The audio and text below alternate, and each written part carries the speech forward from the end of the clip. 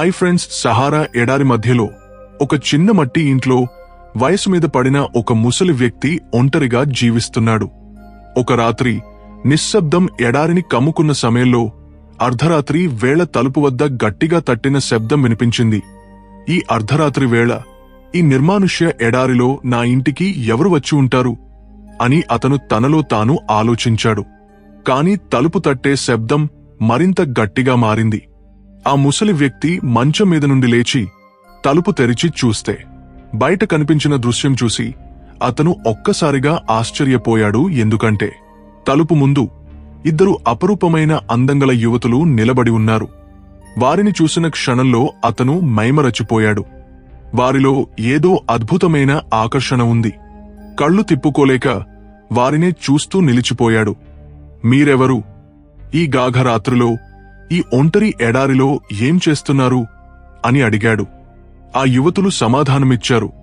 మేము బస్రాట్ వైపు వెళ్తున్నాం, కాని దారి తప్పిపోయాం.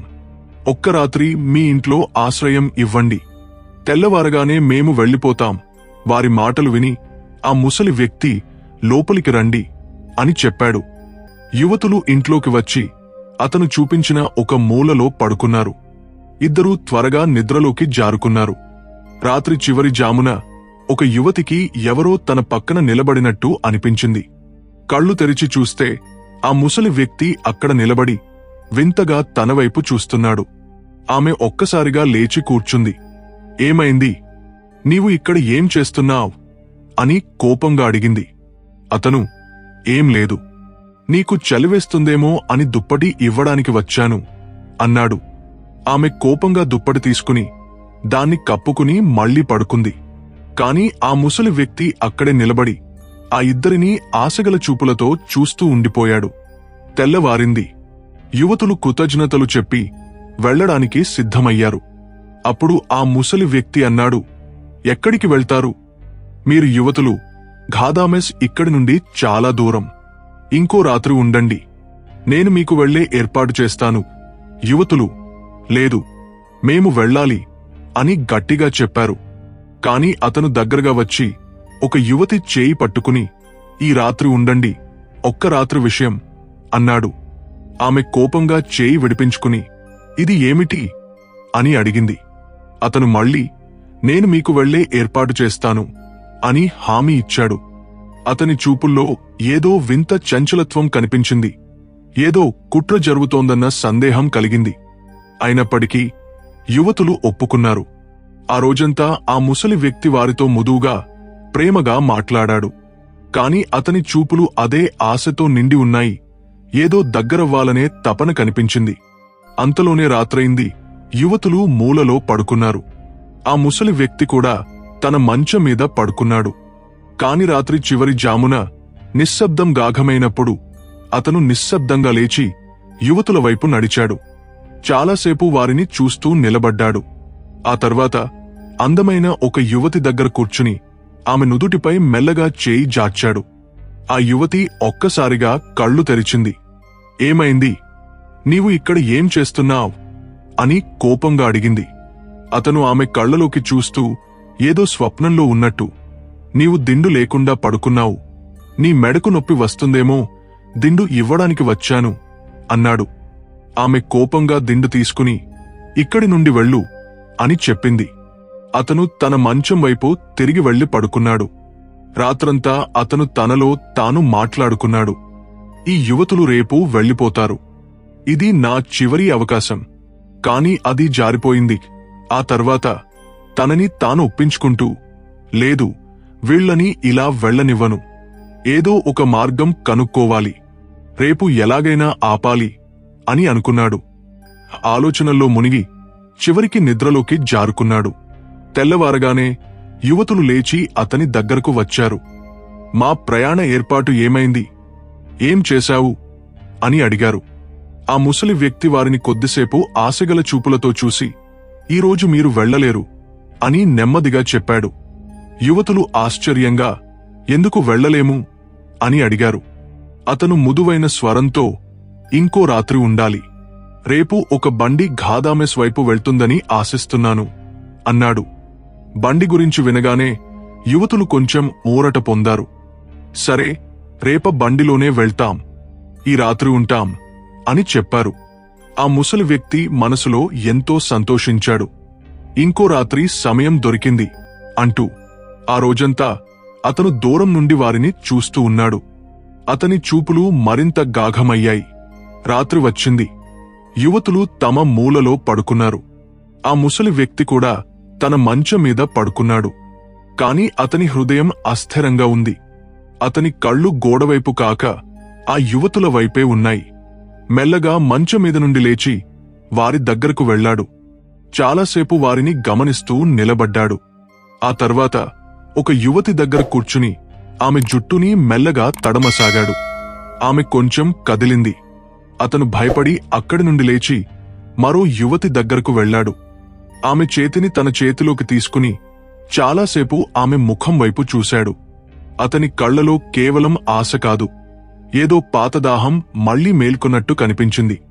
ఒక్కసారిగా మరో యువతి కళ్ళు తెరిచింది. ఆమె కేక వేసింది. కాని అతను తక్షణం ఆమె నోటిపై చేయి ఉంచి శబ్దం బయటకు రాకుండా చేశాడు. ఆ తర్వాత తన మంచం వైపు వెళ్లి ఏమీ జరగనట్టు పడుకున్నాడు. ఆ యువతి రాత్రంతా ఆలోచిస్తూ ఉంది. ఈ ముసలి వ్యక్తి నా దగ్గరకు ఎందుకు వచ్చాడు? అతను ఏం చేయాలనుకున్నాడు? అతని ఉద్దేశం సరిగా లేదు అని భయంతో ఆమె వణుకుతూ ఆలోచనల్లో మునిగి చివరికి నిద్రలోకి జారుకుంది. తెల్లవారింది. యువతులు లేచి ఆ ముసలి వ్యక్తితో ఏమీ మాట్లాడకుండా వెళ్లిపోవాలని నిర్ణయించుకున్నారు. అక్కడి నుండి బయటకు వెళ్తుండగా ఒక మూలలో కూర్చుని ఉన్న ఒక యువకుడు వారి కంటపడ్డాడు. అతను అపరూపమైన అందంతో తెల్లని దుస్తుల్లో ఉన్నాడు. కాని అతని ముఖం వేరే వైపు ఉంది. యువతులు ఆశ్చర్యంగా అతని దగ్గరకు వెళ్లి, నీవు ఎవరు అని అడిగారు. ఆ యువకుడు నెమ్మదిగా తన ముఖాన్ని వారివైపు తిప్పాడు. ఆ క్షణంలో యువతులు స్తబ్దులైపోయారు. వారి కాళ్ల కింద నేల కదిలినట్టు అనిపించింది. ఇతను మన భర్త అని వారు కేకలు వేశారు. వారు అతని వైపు పరుగెత్తి అతన్ని గట్టిగా కోగిలించుకున్నారు. వారి కళ్లలో కన్నీళ్లు జలపాతంలా కారాయి.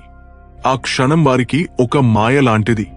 ఒక యువతి వణుకుతున్న స్వరంతో, నీవు ఇక్కడ ఎలా వచ్చావు? మేము కలలు కంటున్నామా అని అడిగింది.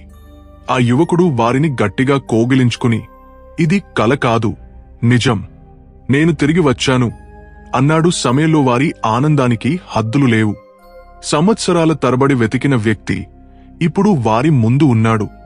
మరొక యువతి, కాని నీవు ఎక్కడ ఉన్నావు? ఈ ముసలి వ్యక్తి ఇంట్లో ఎలా వచ్చావు?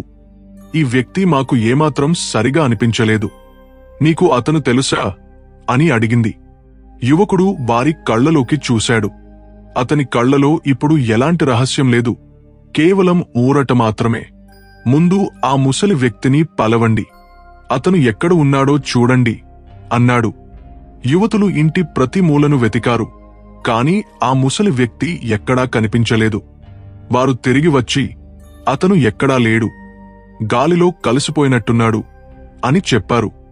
యువకుడు గాఢమైన శ్వాస తీసుకుని, ఆ ముసలి వ్యక్తి ఎక్కడికి వెళ్లాడో మీరు ఇప్పుడు అర్థం చేసుకుంటారు. కాని ముందు నేను ఈ సంవత్సరాలు ఎక్కడ ఉన్నానో తెలుసుకోవాలని లేదా అని అడిగాడు. యువతులు ఒక్కసారిగా, అవును, చెప్పు, నీవు ఎక్కడ ఉన్నావు అని అడిగగా యువకుడు చెప్పడం మొదలుపెట్టాడు. ఒకరోజు నేను ఇంటి నుండి బజారుకు వెళ్తున్నాను. దారిలో ఒక పెద్దాయన ఒక అపరూపమైన అందమైన యువతితో కలిసి కనిపించారు. ఆ పెద్దాయన ఒక ముసలి వ్యక్తిలా కనిపించాడు. ఆ యువతి అత్యంత ఆకర్షణీయంగా ఉంది.